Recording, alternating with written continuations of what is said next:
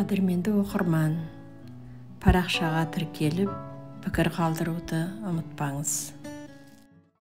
Ғылымым жұрттан асты деп, кеңессіз іс бастама. Жеңемін деп біреуді, өтірік сөзді қостама. Адам баласының жаман құлқы жаратылысынан емес, өскен ортасында көрген үлгі өнегесінен.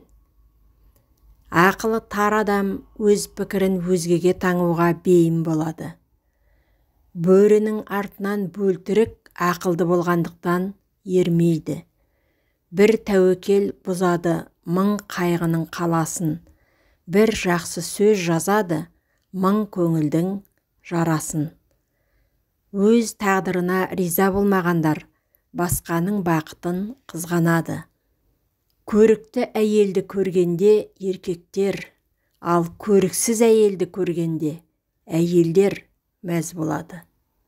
Өмірде адам не көрмес, көтергенмен кеудесін, жақсыға жаман тең келмес. Ақылды адаммен әңгімелесу оңай, бірақ бірге жұмыс істеу қиын. Өмір саған ең маңызды сабағын берді. Сізді қиын жағдайда жалғыз қалдырған адамды кешіруге болмайды.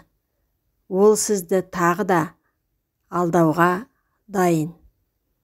Әр адамның мінезі астындағы тұлпары. Соның ағынымен адамдар өмірден зымырап өтіп жатады.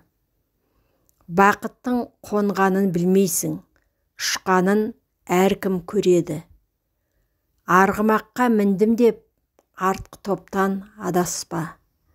Келіншегіңе көршінің көзімен қарасаң, көріктірек болып көрінеді. Табиғаттың әйелге айтқаны: егер қолыңнан келсе, көрікті бол. Егер қаласаң, дана бол. Бірақ ақылды болуға міндеттісің. Жақсы әйел тұрмысқа шығып жатып, жарын бақытты қылуға сөз береді.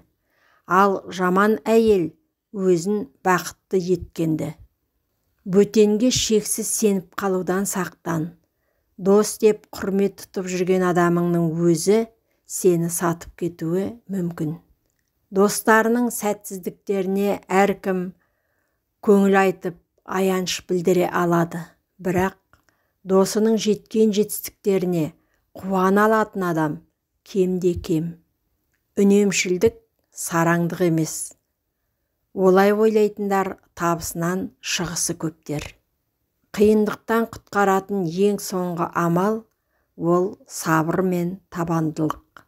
Байлық сараңдықты, сараңдарды, бақыт ақымақтықты, ақымақтарды, мансап алаяқтарды жақсы көреді.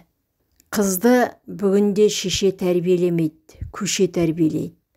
Ұлды бүгінде дана тәрбиелемейді, дала тәрбиелейді. Өз тілің бірлік үшін, өзге тіл тірлік үшін. Есепті дос есеп айырылысып тынады. Шындықтан қашқан шырғалаңға тап болады.